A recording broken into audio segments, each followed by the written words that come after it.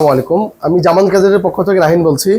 Galaxy A07 এখনো সেরা প্রাইজে সেরা ফোন বলা হয়, কেননা এটাতে G99 প্রসেসর দেওয়া আছে, 6 বছরের অপারেটিং সিস্টেম আপডেট দেওয়া আছে। এটা আমাদের কাছ থেকে এখন নিতে পারবেন মাত্র 16,999 টাকা।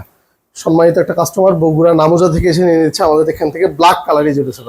স্যার, আনবক্সিং করুন। হ্যাঁ।